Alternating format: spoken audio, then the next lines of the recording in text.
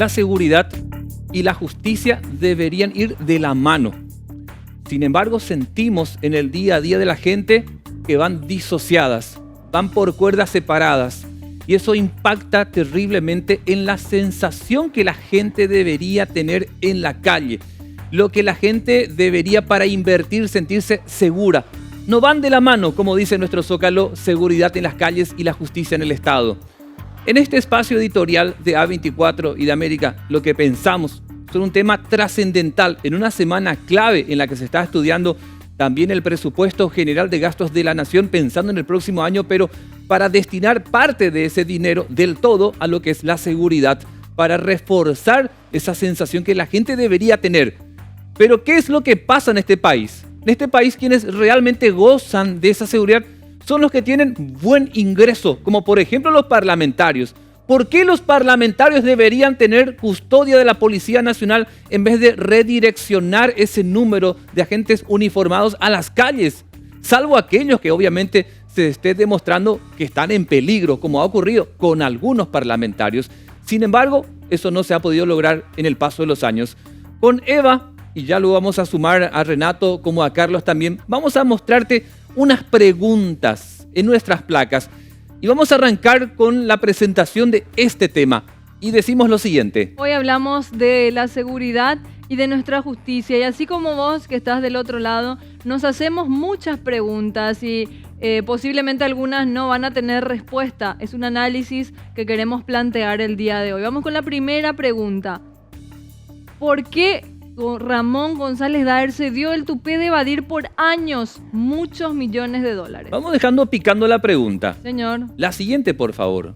Va la siguiente pregunta. ¿Por qué Dalia López sigue desaparecida? Ronaldinho estuvo más de 6 meses aquí en prisión, ya volvió a su país y aún seguimos sin saber sobre el paradero de esta mujer. Vos en casa respondete también la pregunta, ¿por qué Dalia López sigue desaparecida? La siguiente pregunta. Y dice lo siguiente, ¿por qué la gente en Concepción no colabora dando información sobre el EPP? Los que son enemigos del pueblo paraguayo, pese a que hay buena paga por ese dato. La cabeza, 1.000 millones de guaraníes.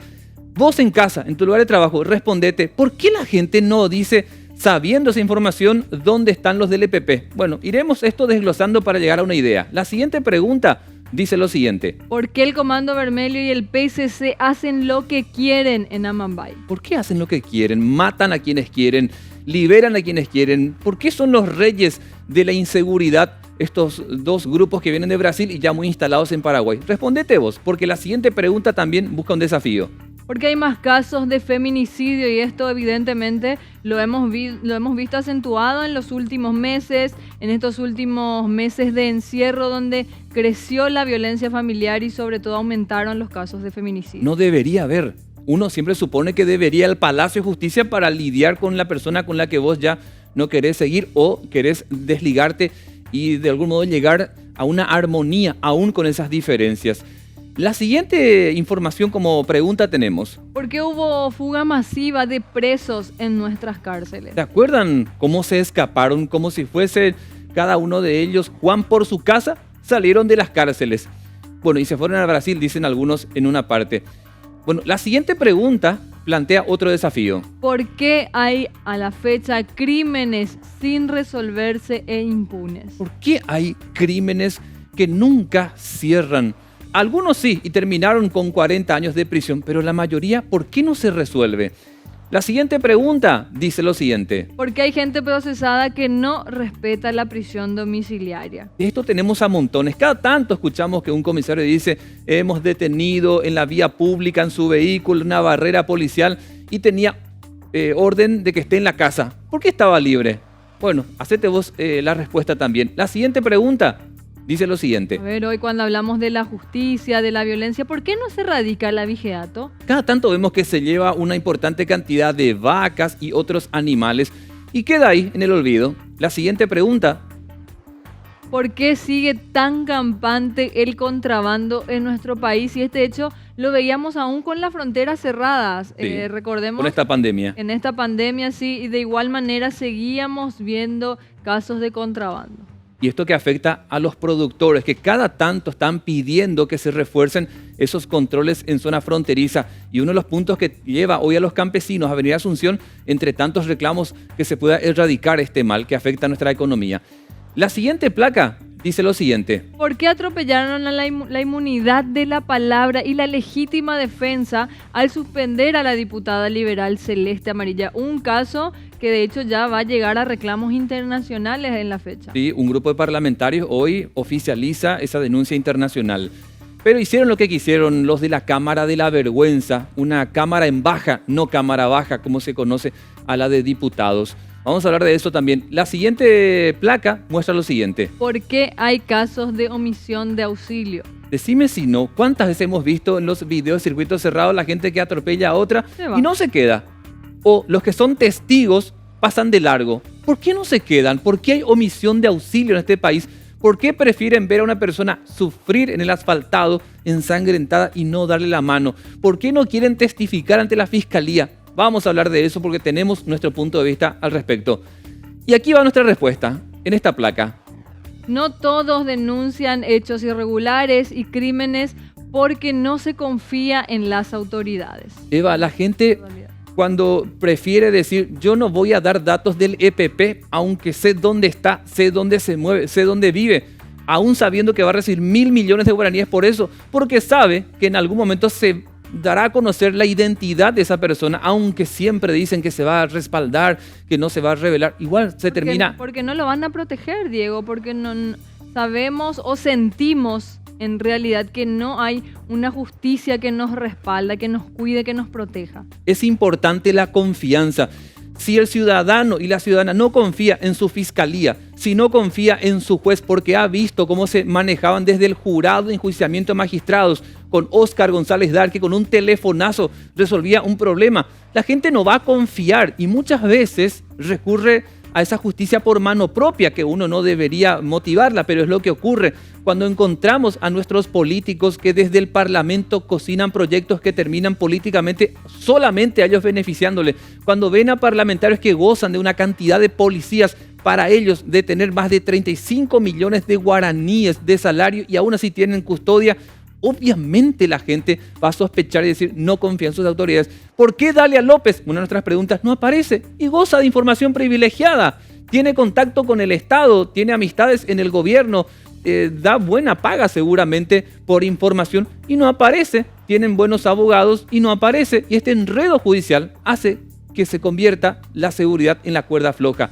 Le vamos a sumar a Renato Talavera como también a Carlos, que tienen en este editorial sus puntos de vista y acá en un rato vamos a tirar las estadísticas oficiales de lo que tiene que ver con relación a la seguridad e inseguridad y por supuesto esa falta de justicia como provoca esta sensación. En un rato te vamos a mostrar esas estadísticas porque ya le tenemos a Renato y a Carlos para ir hablando de esto y generar opinión pública. Renato, ¿cómo lo sentís vos? Acá lo planteamos de que a falta de confianza en nuestras autoridades, sencillamente la gente no colabora con nuestra justicia, no colabora con la fiscalía, prefiere pasar de largo y hace la vista gorda. Así mismo es, Diego, muchas cosas hay que no están siendo coordinadas específicamente. Por ejemplo, el trabajo entre la policía y la justicia. Durante la pandemia fue un claro ejemplo que muchas personas se dieron cuenta cómo se opera realmente. La policía aprende a ciertos delincuentes, los llevan hasta las comisarías y luego las comisarías ya esperan ya una disposición del juzgado para trasladarlos ya a una penitenciaría correspondiente o saber qué futuro toman estas personas. Recordemos que durante la pandemia, la cuarentena dura, por así decirlo, se dio el caso de una persona que fue arrestada o aprehendida o detenida, mejor dicho, por robar aparentemente pomelos y estuvo prácticamente dos meses detenido este señor en una comisaría acá en la zona de Trinidad. ¿Qué ocurría? La justicia no disponía de qué iba a pasar con este señor. Así nos enteramos de que prácticamente todas las comisarías del área central y metropolitana y también Asunción estaban abarrotadas. Hablábamos de más de 1.200 personas que estaban en calabozos correspondientes en distintos puntos de los cuales ya mencionamos geográficamente. Entonces, ¿qué ocurre? Hay un impasse también entre lo que pueda llegar a ser la policía, la fiscalía y también la justicia en ese sentido. muchas veces lo aprenden a ciertos delincuentes, pero lastimosamente son liberados al día por algún mal procedimiento, porque tarda la justicia, o también, como mencionaste hace rato, hay muchas personas que cuentan con procesos ya de años y lo hacen en las penitenciarías, por ejemplo en Tacumbú, Emboscada, y nunca tienen resolución. Pero hay gente que sí tiene un caudal económico bastante interesante y que cuentan con justicia ya enseguida o tienen ya procesos más rápidos. Dos ejemplos puntuales. El caso, por ejemplo, de María Esther Roa y Juan Grassi, que van a atravesar ellos un proceso judicial por haber violado la cuarentena, pero el yerno de Horacio Cartes, él decidió y él le comunicó a la fiscalía de que iba a realizar donaciones para paliar todo el daño que había ocasionado daño, un decir, con respecto a la boda que había celebrado junto a la hija del expresidente de la República. Entonces, como que hay un impasse y no hay una coordinación, y que finalmente los que sufren esto es la ciudadanía. Carlos, ¿cómo lo sentís vos? Porque acá lo planteamos que al no haber confianza, no hay colaboración de la ciudadanía, aunque sea su obligación, por ejemplo, en un caso de ayuda en la calle cuando se trata de un accidente de tránsito.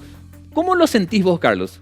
Efectivamente, Diego, Eva, Renato, la justicia paraguaya cayó en un profundo desprestigio y no es algo gratuito. Es algo que se ganó a pulso, es algo que se ganó con mucho trabajo, un trabajo que claramente no tiene el objetivo de beneficiar al paraguayo promedio, un trabajo que en realidad va en consecuencia de los intereses políticos. Una justicia que está parcelada, una justicia que actúa como mano larga de los políticos, una justicia que, por lo menos en la letra de nuestra Constitución Nacional, tiene que ser ejercida por personas idóneas, por personas respetables, pero que lejos está de la realidad y que posiciona a Paraguay como uno de los sistemas más corruptos en el mundo. De hecho, hay rankings a nivel internacional que nos ubican en una posición bastante desprestigiada. Pero repito, esto no es algo gratuito. Es algo que tenemos que agradecer a la clase política paraguaya, que se encargó de tejer un sistema muy bien diseñado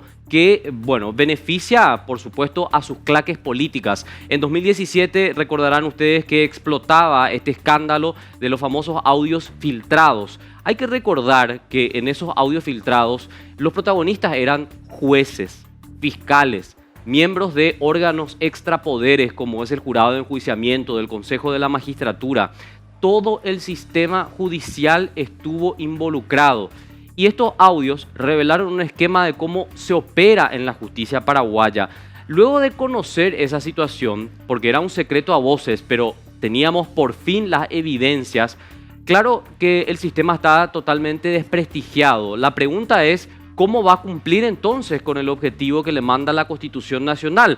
¿Cómo es que va a impartir justicia una fiscalía, un ministerio público que hoy está plenamente instrumentado de manera política para perseguir a los adversarios? ¿Cómo es que los ministros de la Corte Suprema de Justicia, que son inamovibles, a pesar de haberse autodeclarado inamovibles, no tienen independencia? Siguen respondiendo a la clase política. Hoy estamos hablando, por ejemplo, y lo resaltan los medios de comunicación, de una mayoría colorada cartista en la Corte Suprema de Justicia que en realidad no nos da ese sabor de independencia. Y la pregunta que a mí también me gustaría sumar en esta mañana: ¿quién controla el Poder Judicial?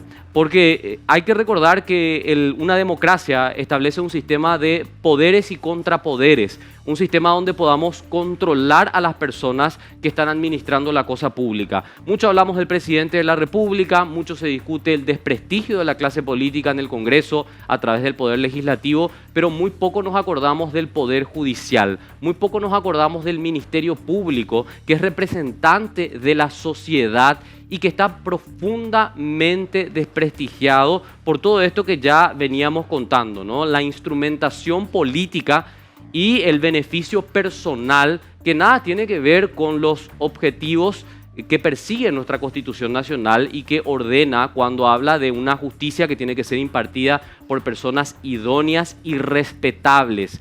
Claramente, Diego, no se cumple ninguno de esos objetivos, la gente no se siente satisfecha y la sensación es esa: justicia en Paraguay no existe.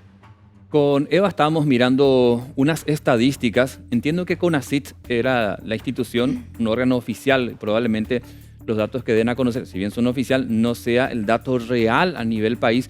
Pero ahí, Eva, como una sensación de que subió la cantidad de hechos violentos, pero en la estadística que da la policía es como que no es tal. Claro, porque una cosa son los hechos y otra cosa es lo que siente la gente o cómo se siente el ciudadano ante todos estos hechos que ustedes mencionamos. Vemos de repente falta de justicia en estamentos políticos, con empresarios. Hay gente que sin duda alguna hace lo que quiere en nuestro país. La Fiscalía actúa mucho más rápido en algunos eventos como en otros, como mencionaba Renato, pero realmente los números oficiales indican lo contrario. Por su parte, la ciudadanía se siente cada vez más desprotegida al salir a la calle. Generalmente los índices de violencia y de inseguridad de cada país se toman en cuenta por la cantidad de asesinatos o de fallecidos por cada 100.000 habitantes. Es verdad. Nuestro país se encuentra en el cuarto lugar en Sudamérica. ¿El En el cuarto lugar, según el último reporte de la FONACYT, un estudio realizado en el 2018. Sin embargo, la gente no siente eso. La gente al salir de su casa se siente desprotegido. La gente cuando ve o presencia algún robo, algún accidente, no actúa, hace la vista gorda, se va, porque sabe que quizás la justicia no va a actuar de oficio. Entonces, lo que debería hacer el Estado, lo que debería hacer el gobierno y sobre todo a nuestras autoridades es darle al ciudadano esa seguridad, esa posibilidad de salir a la calle, de caminar seguro, de salir con los chicos, de que una mujer pueda salir caminando a las 10 de la noche y que no le va a pasar nada, que no tenga que tener en cuenta qué se pone, cómo camina, qué escucha, qué viste. O sea, esa sensación de inseguridad creció muchísimo en nuestro país, aun cuando los datos estadísticos no reflejan eso. Imagínate, Carlos, Renato, Eva, toda mujer que denuncia agresión en la casa debería tener ya de por sí, además de esa orden judicial de que a tantos metros no se puede acercar la pareja o expareja, debería tener la seguridad de una policía que permita darle tranquilidad a la que ha sido víctima. Pero no, cada tanto nos encontramos que otra vez el agresor vuelve al lugar y termina con lo peor. Por eso tenemos algunas estadísticas horribles de feminicidio, Eva. Y no solo eso, en muchos casos y sobre todo en los últimos meses hemos visto a protagonistas de hechos violentos que son parte de nuestro sistema de seguridad, a policías, a militares. ¿Y eso cómo queda, verdad? ¿Cuál es el seguimiento que se le da a ese tipo de casos? Es como que se vuelve mediático porque finalmente es la prensa, somos nosotros los únicos encargados de poner sobre el tapete estos temas. Y cuando algo va tomando preponderancia es como que aparece otro tema y se olvida. Es lo que pasa en nuestra clase política con estos temas de seguridad, de violencia y de justicia. Hemos visto cómo se rompió el protocolo, pero cantidad de veces en plena pandemia, ¿verdad? Un protocolo que tenía que ver con la salud nacional y que mucha gente dijo: a mí no me corresponde, yo voy a hacer lo que quiero, yo voy a festejar como quiero, yo voy a recibir visitas a nivel político, y la ciudadanía nuevamente es la que tiene que cumplir y pagar con todos los platos rotos finalmente. Tenemos que ir cerrando, pero esto es lo que pensamos como medio de comunicación. Tienen que ir de la mano. La seguridad en la calle y también la garantía de la justicia deben ir de la mano, no pueden estar disociadas, no pueden estar divorciadas, porque de lo contrario siempre vamos a ver que ante un caso hay un llamado telefónico y con ese telefonazo se resuelve. Así no funciona ninguna ley y tampoco un Estado de Derecho que se haga respetar.